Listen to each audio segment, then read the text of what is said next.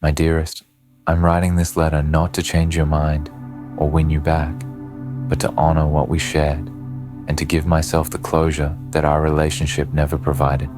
I need you to know that I love you deeply, completely, and without reservation, but I also need you to understand why I can no longer stay.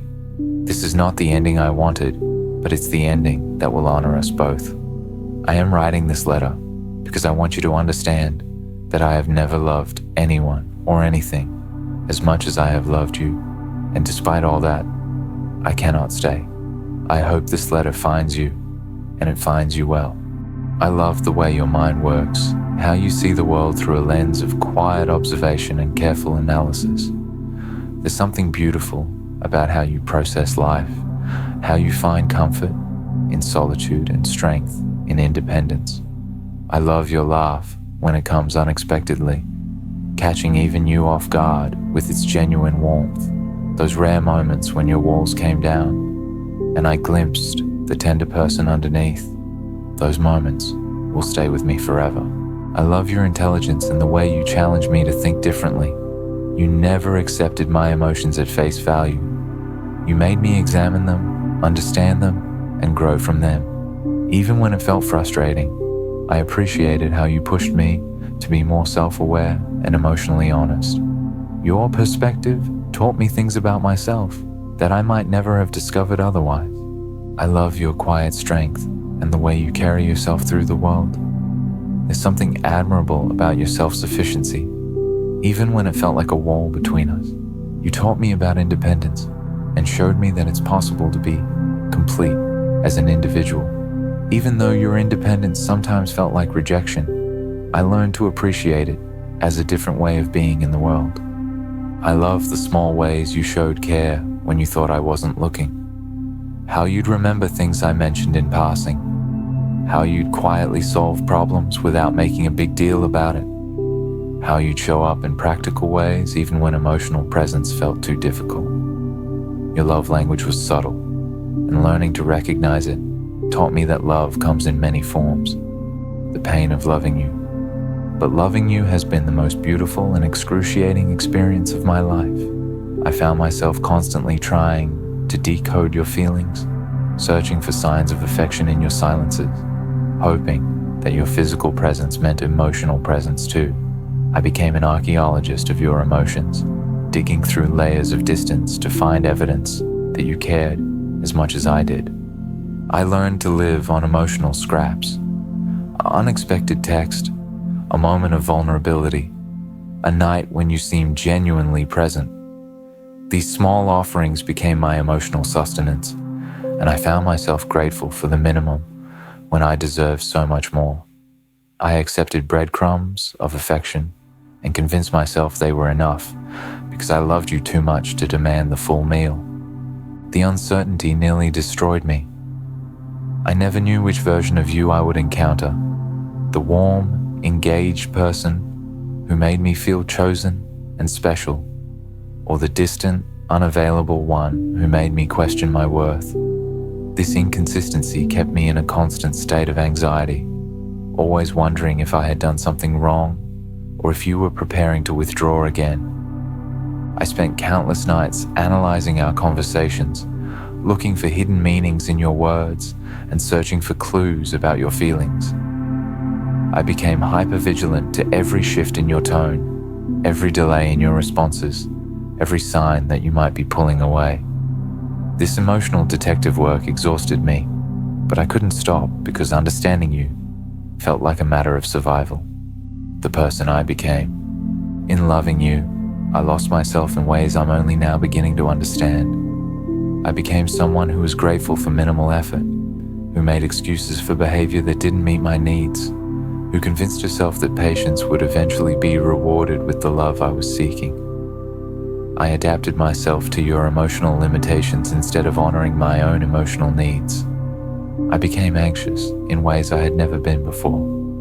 Your emotional distance triggered every insecurity I had about my worth and lovability. I found myself constantly seeking reassurance, analyzing your behavior for signs of commitment, and feeling responsible for managing your comfort level with intimacy. I lost my natural confidence and began to question my own perceptions and needs. I learned to minimize my emotions to make you more comfortable. When I felt hurt by your distance, I told myself I was being too sensitive. When I needed more connection, I convinced myself I was being needy. I slowly erased my own emotional needs to accommodate your discomfort with mine, believing that if I could just be less demanding, you would feel safe enough to love me fully. I became someone who lived in hope rather than reality. I fell in love with your potential rather than accepting your actuality. I told myself that if I could just be patient enough, understanding enough, and loving enough, you would eventually feel safe enough to meet me in the emotional space I was creating for us. This hope sustained me through months of disappointment and unmet needs. What I learned about love. Through loving you, I learned that love without emotional availability is not enough to sustain a relationship. I learned that caring about someone and being able to show up for them emotionally are two different things. I discovered that some people can love deeply while still being unable to create the emotional intimacy that partnerships require.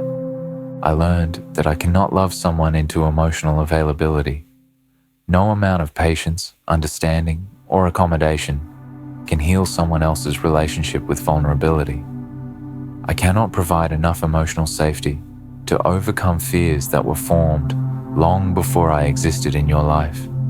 Your emotional walls were built to protect you from hurt that had nothing to do with me, and I cannot tear them down from the outside. I learned that accepting someone as they are doesn't mean accepting treatment that doesn't meet my needs. Loving you exactly as you are includes loving your inability to show up emotionally in the ways I need. But accepting this reality doesn't mean I have to stay in a relationship that consistently leaves me feeling unfulfilled and uncertain. I learned that my anxious attachment style and your avoidant attachment style create a dance that brings out the worst in both of us. My need for reassurance triggers your need for space, and your withdrawal triggers my need for connection. We are caught in a cycle where my behavior pushes you away, and your behavior makes me more anxious, creating a dynamic that hurts us both. Why? I choose to leave.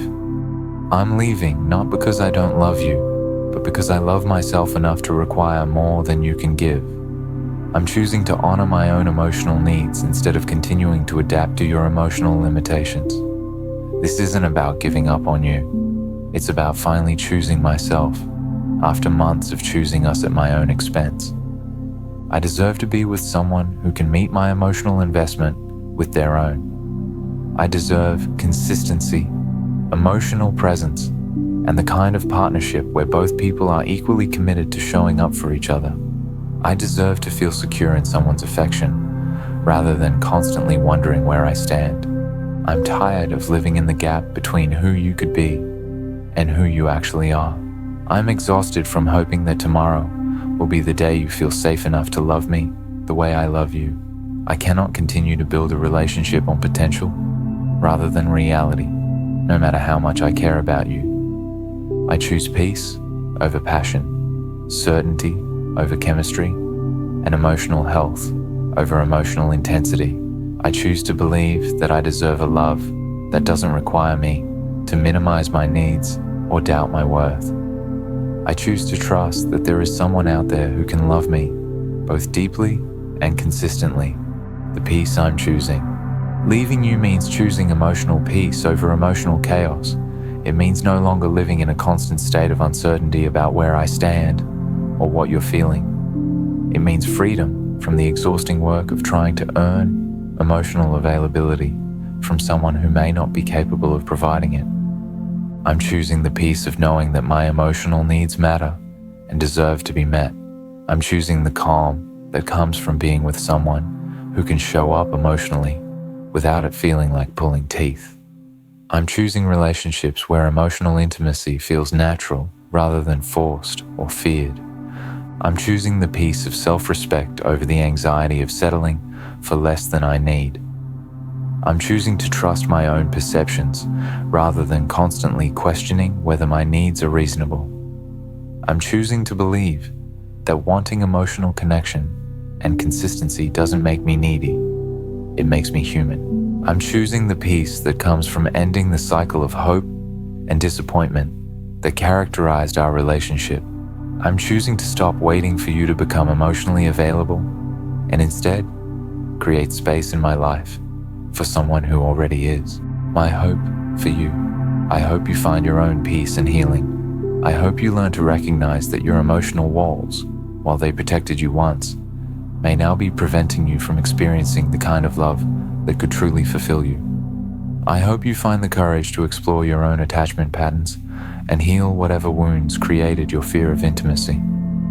I hope you learn that vulnerability is not weakness, but the foundation of genuine connection. I hope you discover that being emotionally available doesn't mean losing yourself. It means finding yourself in relationship with others.